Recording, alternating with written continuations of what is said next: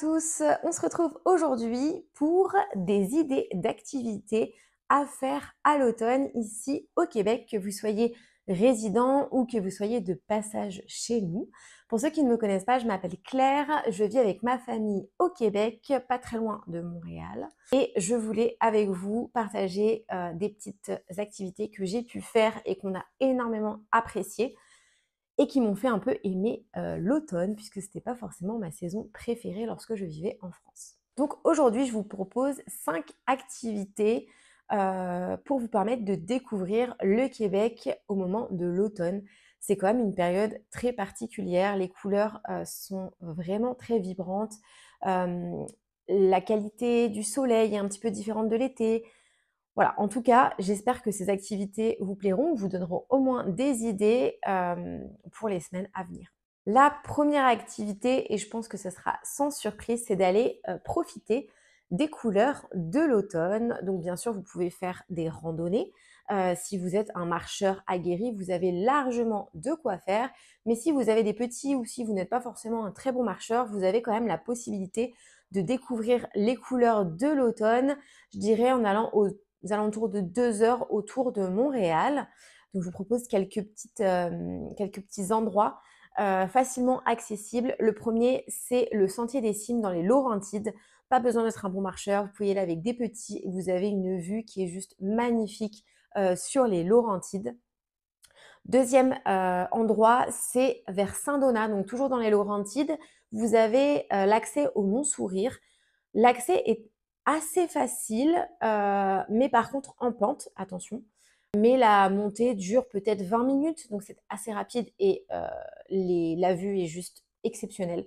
C'est vraiment magnifique. Vous avez aussi la possibilité d'aller au Mont Pinacle. Cette fois-ci, c'est dans les cantons de l'Est. La randonnée est hyper courte. Autre endroit aussi qui est vraiment très chouette pour apprécier les couleurs de l'automne, c'est de nouveau dans les cantons de l'Est et c'est les gorges de Coaticook.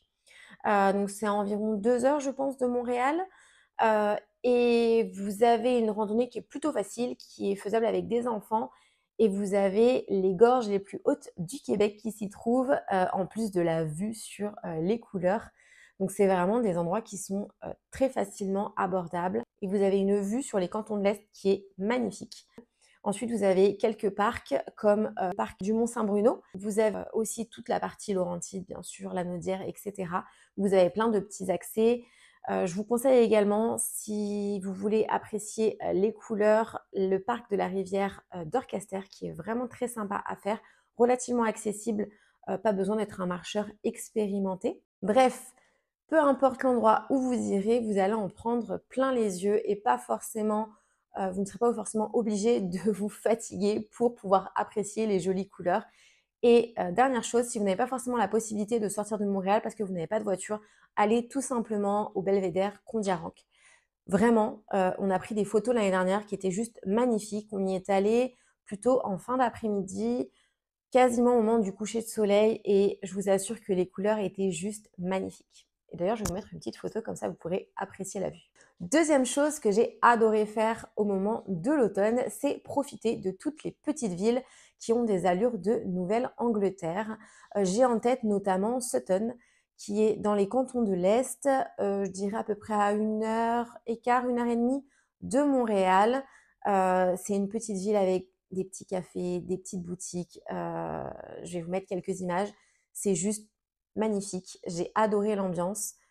Si ça vous paraît un petit peu loin, je vous conseille de l'associer à Knowlton, qui est à peu près à 20 minutes de Sutton.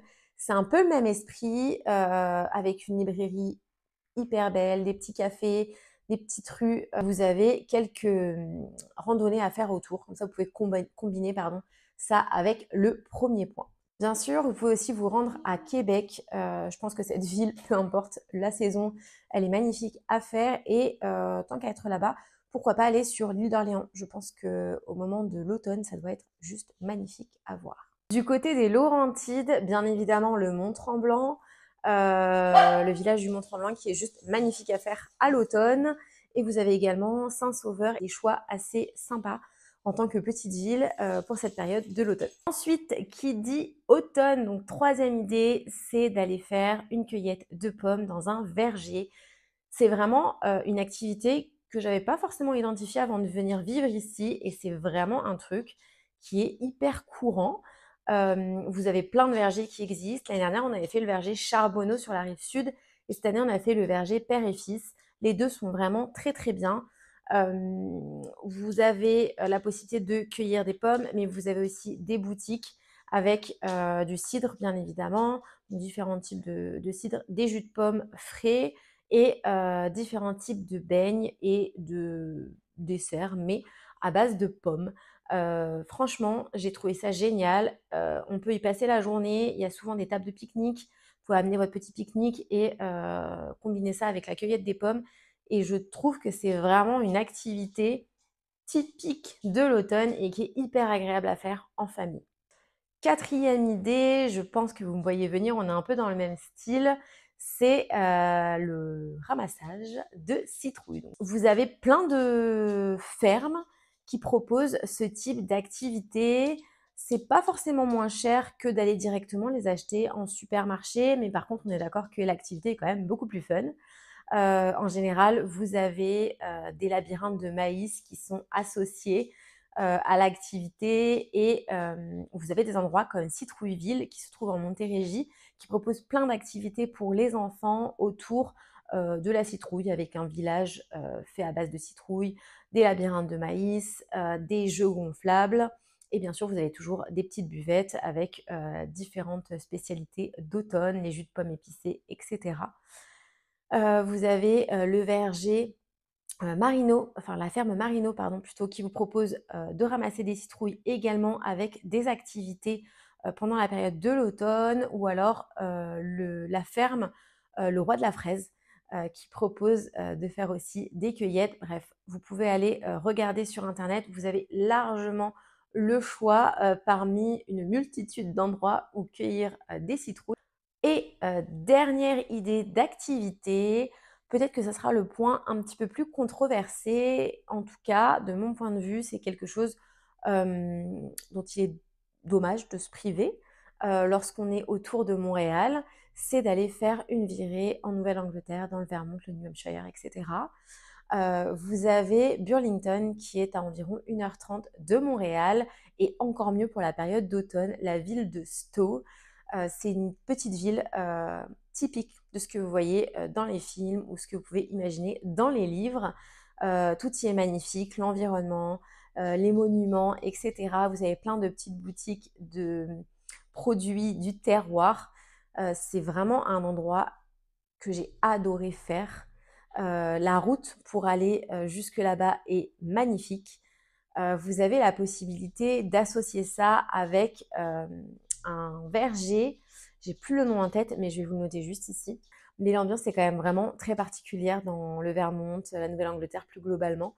Et si vous avez l'occasion d'aller jusqu'à Salem, pas très loin de Boston, euh, vraiment, je pense que c'est l'activité parfaite pour cette période d'Halloween. Et ensuite, je vous propose une dernière activité. Je ne sais plus si je l'avais compté au départ. C'est de faire une activité autour d'Halloween, mais du côté de la frayeur. Je m'explique. Vous avez bien sûr énormément d'activités qui sont proposées en journée, mais il y a aussi certains sites qui proposent des activités pour le soir autour d'Halloween, je n'ai pas le mot en tête, de la peur, des choses un peu effrayantes. Alors à différents niveaux selon les enfants qui y vont.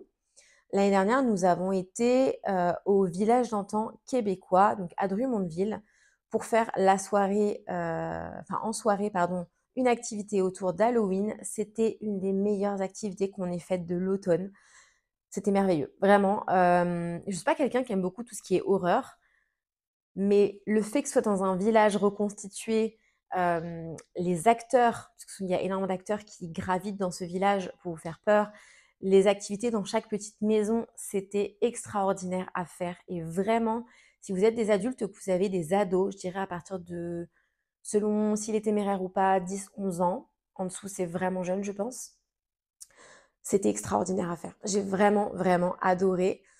Cette année, on part à la Belle du Coteau du Lac pour faire une soirée spéciale Halloween courant octobre.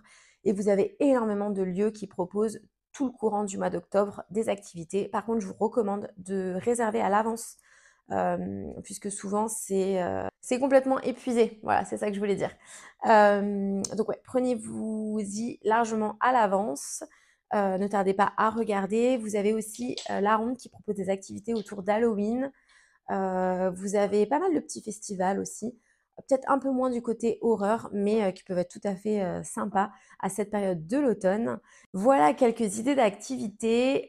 J'espère que ça vous donnera des idées de petites choses à faire pour profiter à fond de l'automne, puisque juste après, on va enchaîner avec l'hiver, qui est une période un peu plus difficile, qui a aussi ses avantages. Il y a plein d'activités et si vous voulez, je vous ferai un petit point sur les activités qu'on a pu faire entre l'année dernière et celles qu'on prévoit pour l'année à venir. Si ça vous dit, je partage des vidéos à peu près toutes les semaines sur les activités qu'on peut faire et un petit peu notre vie ici. Et je publie aussi des vidéos plus thématiques autour de l'école, autour de l'immigration et autour d'activités qu'on peut éventuellement faire. Donc n'hésitez pas à vous abonner si ça peut vous intéresser ou à mettre au moins un petit j'aime si ça vous a donné quelques petites idées pour votre période automnale. En tout cas, je vous souhaite à tous une bonne journée et je vous dis à bientôt. Bye!